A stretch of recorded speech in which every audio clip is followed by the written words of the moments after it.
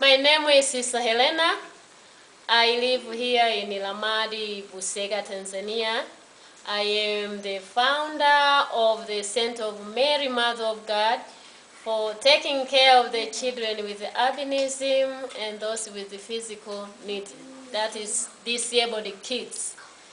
I started the center in 2011 with just 12 children because of the outbreak of the killings of children and people living with albinism in my country, Tanzania. Until now, I have 54 children. The need of this center is very, very badly needed because there is no any place in our region of Simiyu where the families can take their loved ones, albino children. So they normally bring or send their children here for protection and a safe place to live. But not just only that for nowadays, also for the medical treatment and also for education. We have a government school nearby where we send our children. We have been blessed to have really good kids. They get good grades in school and they are only at the top 10 in numbers. So it's wonderful to have them. It's a miracle. But though they are being counted like a curse or a bad luck in their families, but you're being found that they are not. They are not. Have these children been abandoned? Some have been abandoned and rejected from their own families. So we are trying to give awareness to the families, really to love them and embrace them and count them that they are just being normal people like other people like myself. What is involved in running this center? What challenges do you have? What are your greatest needs? My greatest needs for this big family of mine is, first of all, I need many rooms. I have this small house which is just helping for the kids to have a roof on the top of their heads, but it's a small one. I need really more rooms so I can take care many kids. Thinking maybe to have almost 2, or I can say 200 children. So yes. you're aiming at expanding Yes. and taking in more children. Yes, because... Is this your house? Do you own this house or you rent? It's your own house? This is my own house and it just offered this for free just to take care of the children. Yes, there is no rent, no any pay. What I need to see is just to see the kids have good life. So I need some... How do you generate the money needed for food, for clothes, for, if necessary, medical treatment, for school fees, if there are any, for books, for toys even for these young children? Yes. How do you manage that?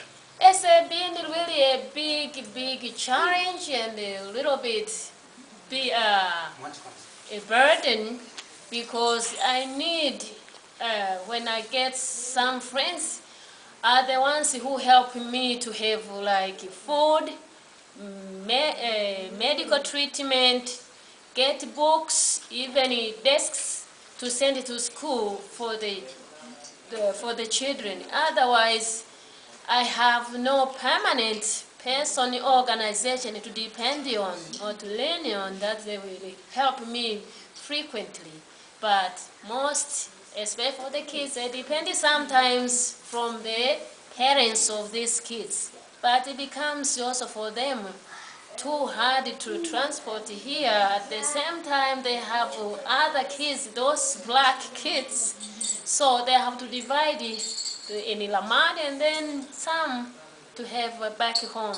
What did you do in America before you came back? I went there for school and then do a mission work as a religious person. But from there, I get this call from God to start the center. But otherwise, there was nobody going to dare to do this. Really, I count this as God's call. I'm here with the manager of Kiravira, Serena Safari Camp in the Serengeti. Okay. I understand they are supporting you on a regular basis? Yes, they are. We just they found us recently, and when they found, they started at once because they are being touched really by their humble heart and humble spirit. They started at once giving to the kids, helping to make sure that these children are going to have a better life than they have now. Do you have any other corporate supporters or individual supporters who regularly, send you funds that you can actually have the money to buy food and to do all the things? Because surely this must cost quite a bit of money to run this center for the children. Yes, it is. I have a friend from Holland. He sent the sunscreen lotion for the albino children, which is really, it costs a lot here in Tanzania. Without those, I was going now to manage to run the center. And also recently, American ambassador in Dar es Salaam, he started also helping the kids. Like now, we are making beds for them to lay on in. Have you got a little garden here, a little farm where you grow your own food? How do you get the food? Do you have to buy it all from the market? Not always. Sometimes we have to hire some acres to grow our own maize or corn and some vegetables in our yard. You said the children are going to school nearby, into a government school. What challenges are these children faced with when they go into a school where normally, from experience, they get abused, they get bullied? How do you deal with that? They are very young, they are very vulnerable at this stage.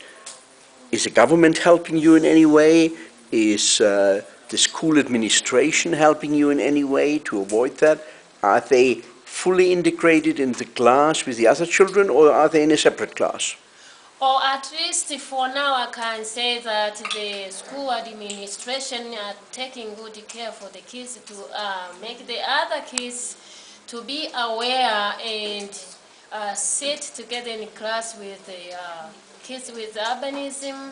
At the same time, the government, especially the police, they are aware with the center, and they normally come and check and go around. Though sometimes not in uniform, police uniform, you can't sometimes identify them. But they are here working to make sure the kids are protected. And safe. And safe. Have you had any incidents, security incidents, since you started the center, by neighbors or by unknown persons? Have you found a lot of opposition, or have your neighbors actually accepted what you do? I have not come to a big threat from my neighbors or those who are seeing what I'm doing, but most of the people, I can say all of them, are accepting this and they are happy with the center to be around here. So you are getting support rather than opposition? Yes, I'm getting more support than opposition, yes. Good. What is your message to the world, to the people who see this video clip, who read the article what I'm going to write? What is your message in a few words? What do you want them to do?